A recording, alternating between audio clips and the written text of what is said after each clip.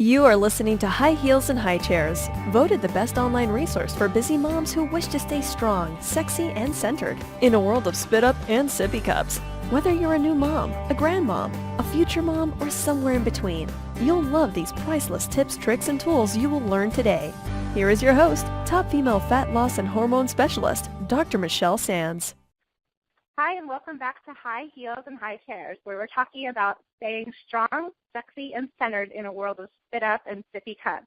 I'm your host, Dr. Michelle Sands, and today we have a really exciting guest. We have Kristen Darcy, and she is not only an author, but she's also a fabulous coach and speaker.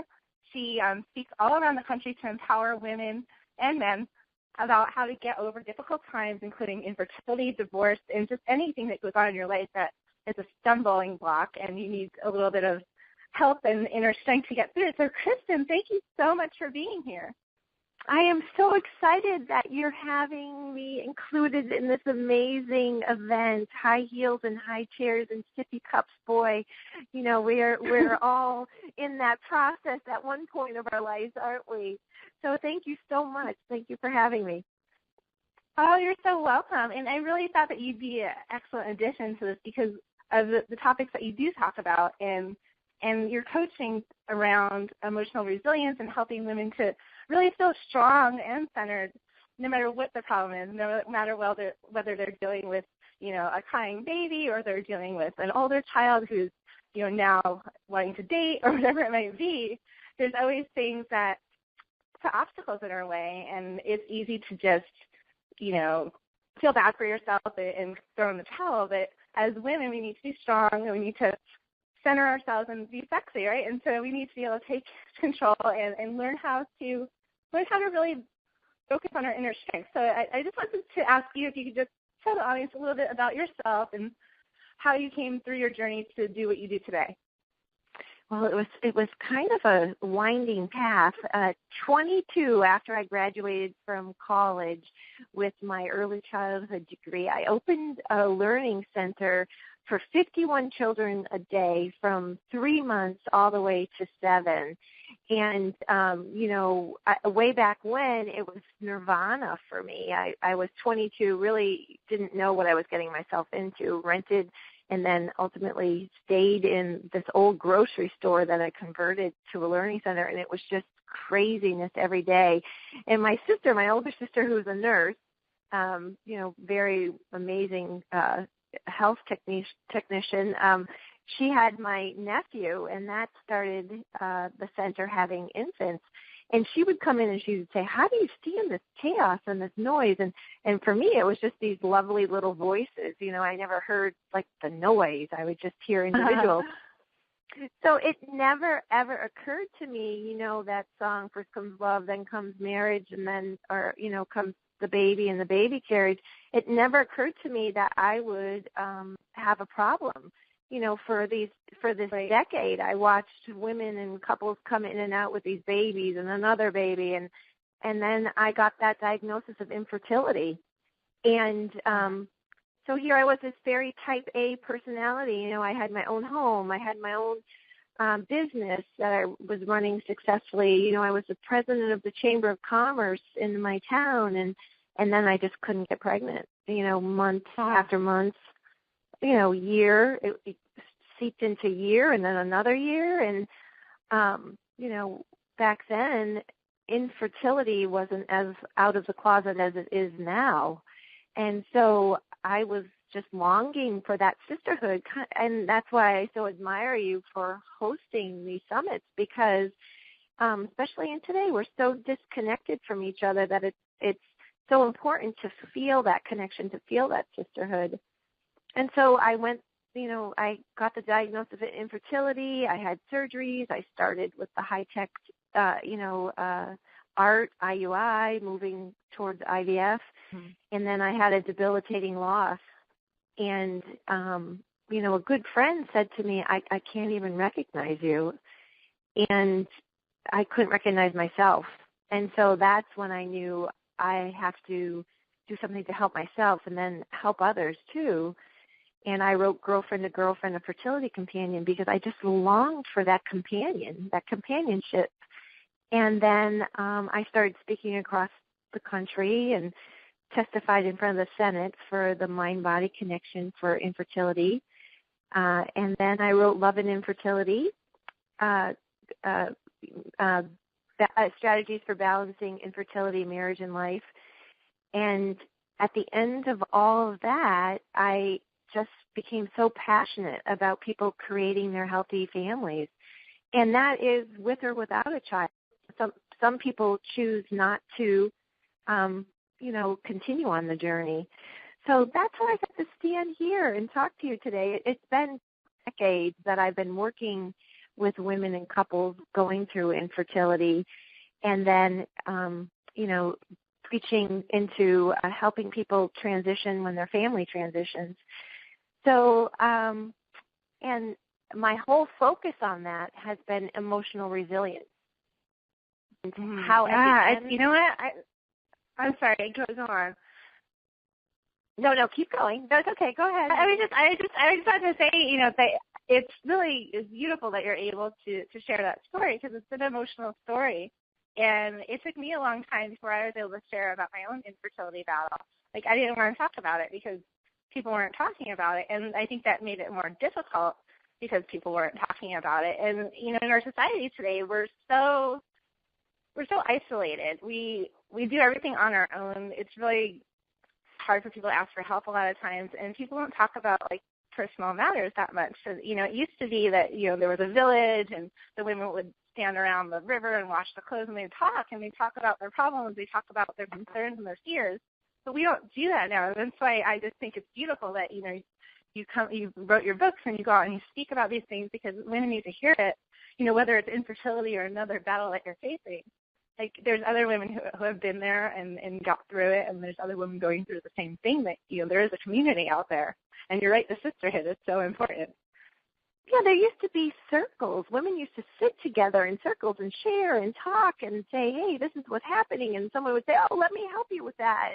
And now we have that through electronics, but we're missing that emotional piece. And what is so important, how it ties into our conversation that we're having today with, high heels and high chairs, is the guilt of feeling normal and typical emotions around motherhood or about trying to be a mother, and then having guilt about feeling those feelings. And I know, because of my journey included fertility challenges, afterwards, you have those typical feelings of overwhelm and frustration and sadness, and trying to figure out who you are to your partner, or who you are to yourself, or who you are to this precious little baby that you're caring for. And then comes in the guilt, because you feel like you shouldn't be feeling that way, and you should on yourself, right? You shouldn't be feeling guilty because you tried so hard to be a mom, or you shouldn't be feeling guilty because look at this precious baby. And you know what I really preach about that is two things. Your feelings change like you change your underwear, and you are not your feelings. And so sometimes, that's a deep concept right there. I'm stopping to think about that. You are not your feelings. So that's, because I had the same issues after I had my son. It was a challenge to have him, and then we finally had this beautiful gift in the world, and I had him home in my arms. But I was tired. I just been through the biggest physical trauma that I've ever been through. I didn't know anything about motherhood, so I was scared. My family lived far away. So I was feeling like I'm supposed to be the happiest I've ever been in my entire life, yet why am I not happy right now? Why am I feeling sad? And so that did bring on a ton of guilt. Like, I would cry and I'd say, maybe I'm not meant to be a mom, and tell my husband. Luckily, I had a very supportive husband, and he would be like, no, everyone feels like this. You're doing great. Like, your baby, he's so happy. He loves you no matter what. So it was really, but it's hard, those feelings. I think every woman has them, but nobody wants to talk about it because, again, it's supposed to be the most beautiful time in your life, right? Right, and that's what everything is portrayed. You look at Facebook and you look at, social media, and then you look at what's in the news and the magazines, and, everybody's body goes back to a size 0 in a minute, and feeling that inadequate. you're feeling so inadequate. But you know what? The truth is, that's not the truth. The truth is, right. Your body has been through the biggest trauma, that you will be forever changed, and that's okay. And you're just finding yourself in this new creation. Who you are, exactly. Who you are today isn't where you were when you created where you are today. And you are new, and you are different, and your feelings change. And it's so important to be loving and kindness to yourself first, because if you're not, then how do you expect to be loving and kindness out into the world? And that's the second part. The second part is you are not your feelings, and your feelings change. And if you don't hold yourself with that same sense of awe about how awesome you are, then you're not going to be able to bubble that up and send that out over and over again. It's about receiving and giving energy. And you know what? It's about cultivating a practice of uplifting yourself, of first giving to yourself, and not in a narcissistic, I need this and I demand that. Not in that way. In the soft, divine, feminine way of self-care. And you can do that so easily every day. And all you have to do is ask yourself these two questions. I feel this, I feel blank, and I need blank.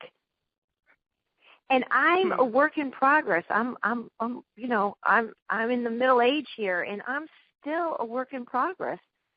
And that we all are. Asking that question, I feel what, and I need what.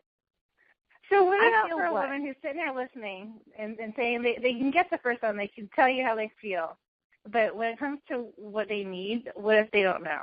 What if you're like, I don't know what I need? Well, what is so cool about some people's brains is that they know what they don't need. So if you're one of those people who are sitting there saying, I don't know what I need, that was like the silliest thing. What does she mean? I would ask them what they don't need. And as soon as you put that in their brain, they'll say, well, what thing I don't need to do one more thing, and I don't need to blah, blah, and I don't need to do blah, blah. Yeah. So it's so amazing because some people's brains are triggered like that. What don't you need? And so there's this great chart that I can share. It's the feeling wheel. And it, off the top of my head, it's Mrs. Dr. Dixon, I think, created it. And there's this amazing wheel that brings all the emotions down to these 4 core emotions. And what I love about that is so visual. Like if you're feeling overwhelmed, then you look at the chart, and right next to overwhelm is, daring. And so then you could say to yourself, what can I do that would be daring today? Maybe daring today would be not getting out of your clothes and staying home all day instead of feeling like you have to go out and do all those errands. So when I say, what do you need, it's not like a pedicure or a vacation. It could be that. But it's really like, what do you need? Because when you take care of yourself, when you begin to be aware of yourself and what you need, then all those other feelings of resentment and anger, they kind of melt away because you're already feeling worthy. You're already feeling enough. And then on those occasions when you're not, then call it out. My son is going to be 18 and my daughter's going to be 13. And you know what I say? And they laugh. I mean, they don't laugh at me. I go, okay, I'm triggered right now. And they laugh, and because when I get the sense of being emotionally triggered, and I'm sure you have that too. Some days you're just like, trapped in I gotta run. Really beautiful. It's really beautiful that you're able to kind of step outside yourself and notice how you're feeling. Because sometimes when people are in the heat of it, it's really hard to stop it, or it's almost like the brain doesn't want to stop feeling sad or angry. You just want to be sad, angry, or lazy, or tired. It's almost very hard to take that switch and get yourself so you could see what yourself is doing. And I think that takes practice. It took me years to be able to actually be able to recognize as I'm saying something that's mean or saying something or I'm having a feeling that of anger and being able to stop and say, wait, this is anger. Why is there anger? But I think it took time. I actually started by just meditating and learning to be more present. And then I was able to feel my feelings, if you know what I mean. Right, right. No, I get it. And some days I'm better and some days I'm not. But hey, just trying to get everyone out of the house. I had a hissy. I was like, let's go. It was like herding kittens, and my babies are older now, but it was still, that moment when you all try to leave the house and get in the car and I swear to God, they were like little kittens. One was going one way, one was going the other. And I was like, wow, that moment. Well, exactly. And then for the people with the younger babies, like you get them dressed and then you get yourself dressed and you come back and we spit up on themselves. Okay, now we're starting over. Yes. Same thing. You're like, Or okay, I got everything. Yeah. Yeah. But you know what? I really love that. I shouldn't say I love that you have that experience, but I love that you're able to talk about that because, like, a lot of times people see, like, your resume and all the books you wrote and how you teach about emotional resilience and people think, well, she's got it down. She probably doesn't have a meltdown, because she has it all down. She knows what she's doing. And so it's nice to hear that, like, you're still not perfect. No, none of us are. We just think everybody is perfect. Progress. And I think that's what the whole, demystifying everything is that we're just all here learning and we're all moving forward. And you know what?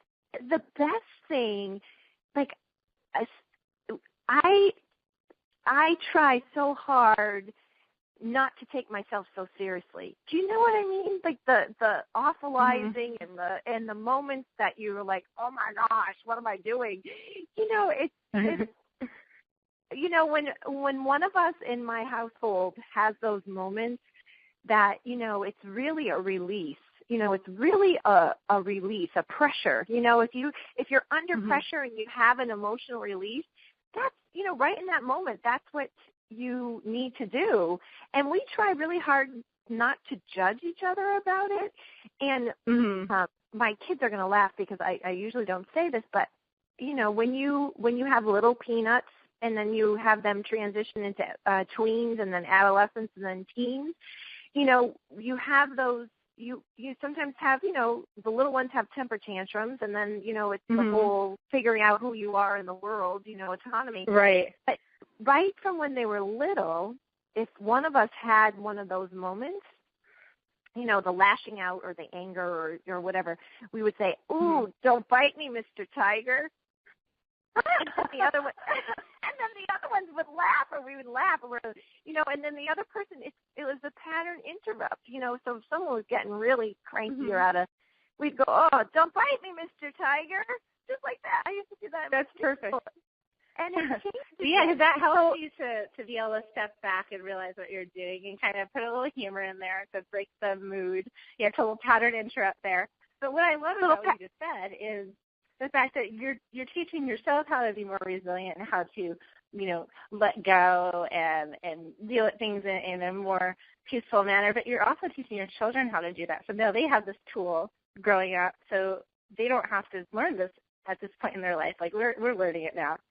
So I think that's what is so, yes, exactly. And what is so powerful is that if you take the steps to start being more self-aware, more self-care, and you don't have to announce it to the world, I am going to self-care now, but you model that for your children, right? You model like daily. Exactly.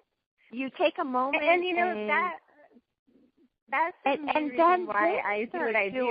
It's not really. It's really. I work with the moms, but I'm really changing the mom and the children. I'm doing it for the children as well because you're exactly right. We model everything we do. The kids will look at us and they'll do what we do and not what we say. So it's your actions that they're teaching them. So right, yeah, and this is so powerful because we're breaking the cycle. We're breaking the cycle for the future generations that this becomes routine, just like brushing your teeth. When we teach our children how to brush their teeth, it's not because, it's for hygiene, right? And when you're teaching your children to create emotional resilience, that's emotional hygiene. So in the morning, when we wake up, we've talked about a spiritual way of being that we say, thank you, universe, for this amazing day. Simple as easy as that. And then when we come home to each other and we see each other, we say, hello, how are you? Official greeting. How are you? How are you feeling? How was your day? And then you can awfulize, but we have to greet each other. And it's just so powerful. And before my children leave every day for school, we set an intention. And, we say something as, we're going to move through today with grace and ease. And even when those moments, like this morning, we had one of those mornings that it just felt like it went on for a day, we stopped and we said, today we're going to move with grace and ease. And there's something empowering about that instead of getting, that brain is triggered in fight or flight and you're in that, oh my gosh, I got to get out of the house and blah, blah. I'm just using that example again. It changes the energy instantly. Yeah, and it changes how you approach the day and how you interact with other people. I totally believe in that. Like, I always tell people, the first thing when you wake up in the morning, smile. And that, sets the emotions for your day when you smile. And then, my morning routine includes, affirmations and gratitude. And I think that's so important. It really helps me to have a happier, more productive day and ultimately a successful, happy life. And teaching children to do these things, because they're open to it. That's how they learn the day starts, and it's great to be able to do that. I didn't learn that when I was a child. I had to learn it as an adult. It still changed my life miraculously, but if I could have had that as a child, it just would have been beautiful. Isn't it? It's in my kids, I'm a little nutty crunchy, and they know it, and they'll, give me a little digs once in a while, but, they have their own routine of calling in the angels. And so when I say emotional resilience, it's really about finding what resonates with you so that you can have that moment of repose each day and go into your heart and fill yourself up, and one of my products was just called the Everyday Certainty System. It was really when I was in that deep, dark place after I lost my first baby from, to an ectopic pregnancy.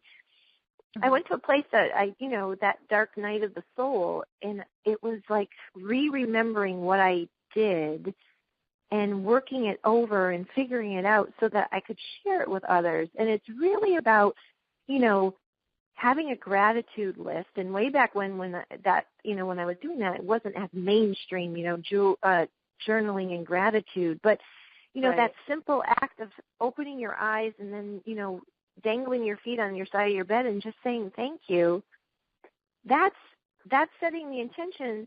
It's creating a routine. And what is so powerful is when you create your daily routine, it's part of the meditation, the overall meditation, the overall way of calming your whole system.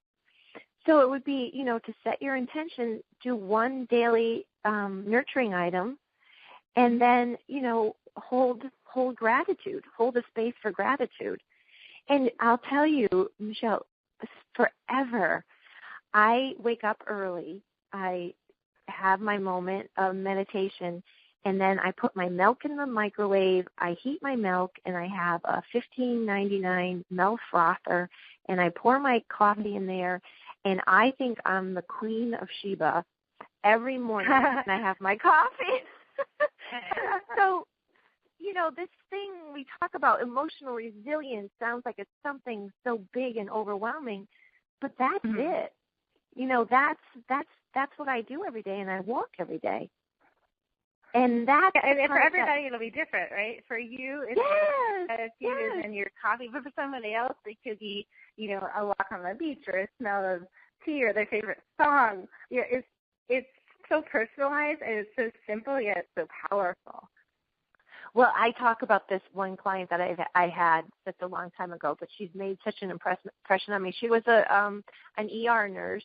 And talk about giving. She gave all day at work, and then she gave all her energy.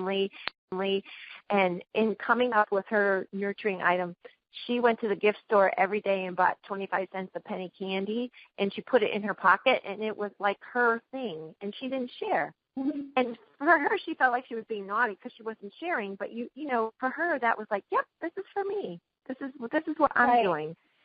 And then I had another client that would take a bath every night.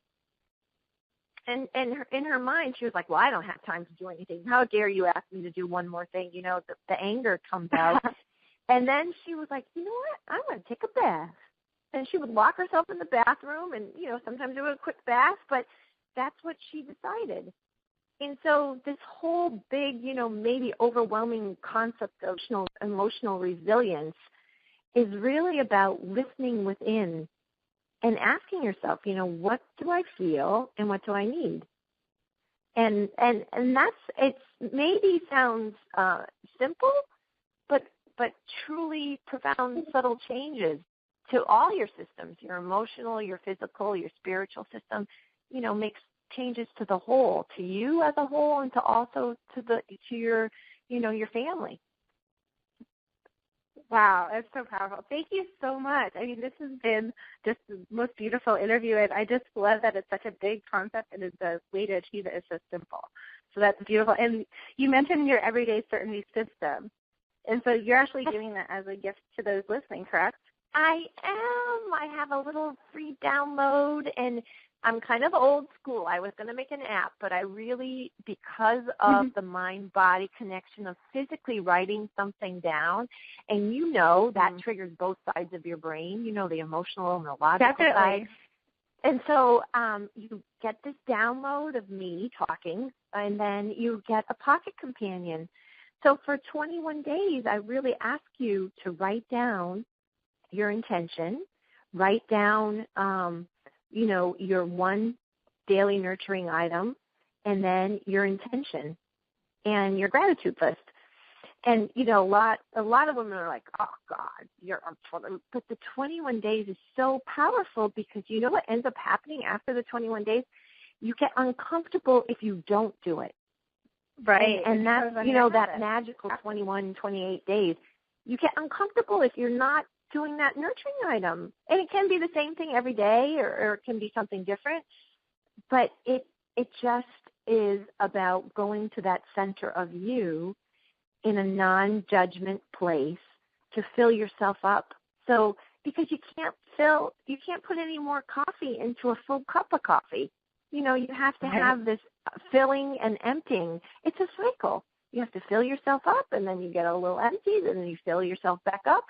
And, you know, just hold that image. So please, you know, we have to share that link so that you can come get that download. Yes. So the link will be actually right next to this, where you're listening to this recording right now. So just go over and download it. And, yeah, let's all do this together. Let's all do 21 days of, you know, being grateful and filling up our cups. So I love that. So one more thing before you go, I just wanted you to tell the audience where they can find you and if you have any special programs or anything going on right now that they need to know about. Well, they can find me through my website at Kristen, Kristen, Darcy, DARCY.com. And right when you go to my homepage, you can chat with me. You know, feel free to follow up if you need. And then I get back to everyone. I answer everyone. And then looking ahead down into June, I'm doing my annual Making Dad Summit, which is very powerful for men. And just like we were talking about at the beginning of our conversation about the sacred circles and the sacred connection, you know, I really feel that it was so important for me to offer that to the men in our lives. And it's the week of Men's Health Week, and it's leading up to Father's Day, and it's all about men, and it's men sharing about health, men sharing about their marriages, men sharing about when their wife might be having a difficult time creating a child, or both of them having a difficult time. But it's all about the men, and it's bringing together the leading experts in men's health. So you can find more information about that on my website. And I so appreciate this time. This has been wonderful. Thank you so much for being here. I really got a lot out of this. I know that everyone listening to did as well. So definitely don't forget to download that free gift and scoot over to Kristen's website and check out the Dad Summit, because, you know, we all got filled up today listening to this for ourselves, but, you know, our men need a little help too. So, you know, even if you listen to it with him or you just send them the link. I think yes, that's what normally happens. All of us, the women kind of find what would maybe resonate and then send the link over, and then they can listen or watch it on YouTube at their convenience. So that's so nice. Or when you're on a long drive, just stick that on. Yeah. Because I find that guys are oftentimes resistant to like self-help or personal growth. So once they start listening to it, once they hear it, then they're very receptive to it. Well, I get emails, multiple emails each week. My wife told me to reach out to you and that you would point me in the direction about this topic, or can I talk to you? My wife said, or my partner said, or so that's okay. Whatever it takes for action to happen, because that's how the awareness gets widened and healing. So you did a wonderful job. Thank you so much for having me. You're so lovely and healing. Great job. Oh, well, thank you. It takes a village, like I said. So this is why we need wonderful experts yourself to help me, share the message. And I love that you're so open to doing that. And I'm just very passionate about what you do as well. So thank you so much for being here, and have a wonderful day. You too, honey. Thank you. Bye, everybody. Bye. Thank you so much for tuning in. I hope that you got a lot of value out of this. I know that I did. I want you to open up to the possibility of making this new year the greatest opportunity you have had so far to improve your life. This is about breaking out of paradigms. It's about learning the art of living. It's about honoring who you are as a woman as you discover who you are as a mother. It's about taking care of your body, mind, and spirit so that you can better take care of your family, and being a shining example, a role model, if you will, for your children so that they can grow up to be healthy, happy, and successful. I promise to continue to bring you educational, empowering, and inspiring content to help you achieve the body that you dream about and the life you are meant to live. Stay tuned for more value-packed interviews during the summit, and be sure... Okay. Thank you so much for tuning in. I hope that you received a lot of value out of this interview. I know that I did. I want you to open up to the possibility of making this new year the greatest opportunity that you have had so far to improve your life. This is about breaking out of paradigms. It's about learning the art of living. It is about honoring who you are as a woman as you discover who you are as a mother. It is about taking care of your body, mind, and spirit so that you can take better care of your family and be a shining example, a role model for your children so that they can grow up to be healthy, happy, and successful. I promise to continue to bring you educational, empowering, and inspiring content to help you achieve the body that you dream about and the life that you are meant to live. Stay tuned for more value-packed interviews, and be sure to check out all the resources on my website, metabolicmama.com. Until next time, wishing you a happy, healthy, hot day. Take care, mamas.